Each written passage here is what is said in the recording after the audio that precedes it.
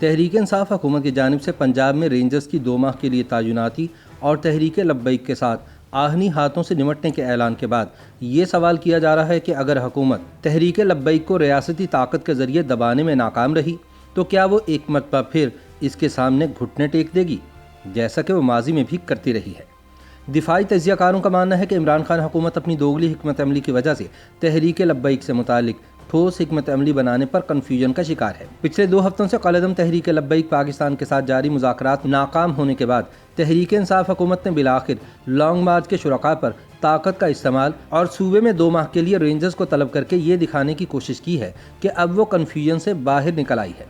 تاہم ابھی بھی یقین سے نہیں کہا جا سکتا کہ کپتان حکومت بزور طاقت ریاست کی رٹ بحال کرنے کے اعلان پر قائم رہتی ہے یا ایک بار پھر سرنڈر کر دے گی۔ تجزیہ کاروں کے مطابق تحریک لبیک کی جانب سے مزاحمت یا پسپائی سے ہی حکومتی عزم اور حکمت عملی کی پختگی کا ثبوت ملے گا، وگرنہ خدشہ یہی ہے کہ اگر لبیک والے مزاحمت پر اتر آئے تو حکومت کہیں ایک بار پھر گھٹنے ٹیکنے پر مجبور نہ ہو جائے۔ یاد رہے کہ تحریک انصاف حکومت نے کچھ عرصہ قبل حافظ سعد حسین رضوی کی گرفتاری کے بعد لبیک والوں کے ہاتھوں پولیس والوں کی اموات کے بعد اس تنظیم کو قلعدم قرار دیا تھا۔ تاہم اس پابندی کو مکمل طور پر مؤثر بنوانے کے لیے نہ تو ابھی تک حکومت کی جانب سے سپریم کورٹ آف پاکستان میں پٹیشن دائر کی گئی ہے اور نہ ہی اس دوران ہونے والے ضمنی انتخابات میں تحریک لبیک کو الیکشن لڑنے سے روکا گیا۔ ان اقدامات سے یہ تاثر پختہ ہوا کہ کپتان حکومت بعض مصلحتوں کے پیش نظر تحریک لبیک کے حوالے سے کنفیوژن کا شکار ہے۔ تجزیہ کاروں کے خیال میں لبیک والوں پر طاقت کے استعمال اور انہیں مستقل طور پر قابو میں رکھنے کی غرض سے حکومت نے صوبہ پنجاب میں رینجرز کو تعینات کر کے کنفیوز پالیسی کا تاثر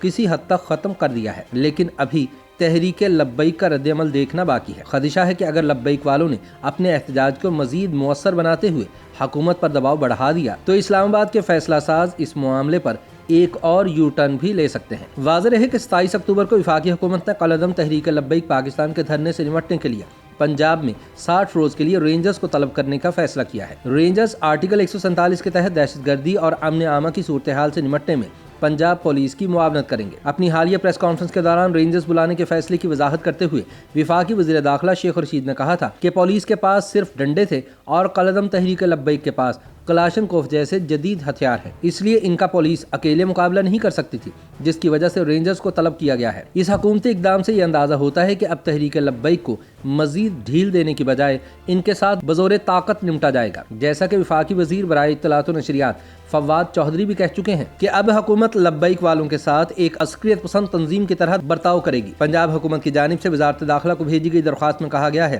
کہ آئین کے آرٹیکل 147 اور انسداد دہشت گردی ایکٹ 1997 کے سیکشن 4 کے تحت رینجرز کی خدمات 60 دن کے لیے پنجاب حکومت کے سپرد کی جائے تاکہ وہ پولیس کے اختیارات استعمال کرتے ہوئے دہشت گردی اور متعلقہ جرائم کے خاتمے میں مدد دے سکے۔ واضح رہے کہ یہ پہلا موقع نہیں ہے کہ پاکستان کے کسی صوبے نے امن و امان کی بحالی کے سلسلے میں رینجرز کو طلب کیا ہے، بلکہ پاکستان میں اکثر دیکھنے میں آتا ہے کہ مظاہروں، مذہبی تہواروں، حتیٰ کہ انتخابات کی سیکیورٹی کے لیے بھی پولیس ناکافی ہو جاتی ہے اور پیرا ملٹری فورس یعنی رینجرز کو طلب کیا جاتا ہے۔ سابق انسپکٹر جنرل پنجاب پولیس شوکت جاوید کے بقول رینجرز کو اس لیے طلب کرنا پڑتا ہے کہ پولیس کے پاس ایسے ہنگاموں سے نمٹنے کی کافی صلاحیت نہیں ہوتی۔ اصل مسئلہ یہ ہے کہ حکومت پولیس کی استعداد کار بڑھانے کے لیے کافی اقدامات نہیں کرتی، جس کے باعث رینجرز کو بلانا مجبوری بن جاتا ہے۔ خیال رہے کہ قلعدم جماعت تحریک لبیک پاکستان نے وفاقی حکومت کے ساتھ ہونے والے مذاکرات کی ناکامی کا دعویٰ کرتے ہوئے ایک بار پھر اسلام آباد کی جانب لانگ مارچ شروع کر دیا ہے۔ بدھ کو لاہور کے قریب سادوکی کے مقام سے تحریک لبیک کے کارکنان کے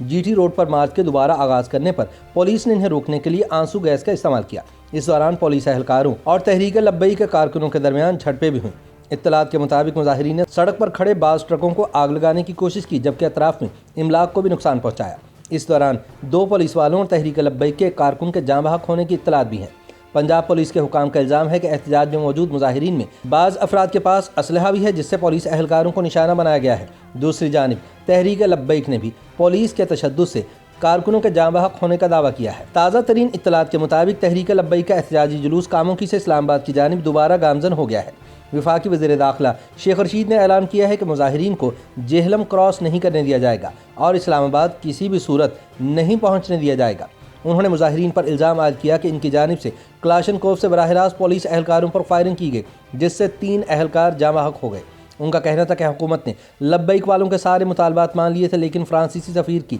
بے دخلی کا مطالبہ نہیں تسلیم کیا جا سکتا۔ वज़ीर दाखिला ने कहा था कि पाकिस्तान में फ्रांस का सफ़ीर मौजूद नहीं है, लेकिन हम लब्बैक वालों को आगाह कर चुके हैं कि फ्रांस का सफारतखाना बंद नहीं कर सकते क्योंकि पाकिस्तान दुनिया के साथ चलना चाहता है। अब देखना ये है कि क्या कप्तान हुकूमत तहरीक लब्बैक के मुजाहिरीन को इस्लामाबाद पहुँचने से रोक पाएगी या इस दौरान कोई खून खराबा हालात को मज़ीद ख़राब कर देगा। YouTube पर गूगली न्यूज देखने के लिए youtube.com की सर्च बार में गूगली न्यूज टीवी टाइप करें। गूगली न्यूज के पेज पर सुर्ख रंग के सब्सक्रिप्शन वाले बटन पर क्लिक करना ना भूलिए। YouTube पेज पर अपलोड होने वाली वीडियोस से बाखबर रहने के लिए बेल आइकन पर क्लिक कीजिए। आपको हर नई वीडियो के बारे में नोटिफिकेशन मौसूल हो जाएगा।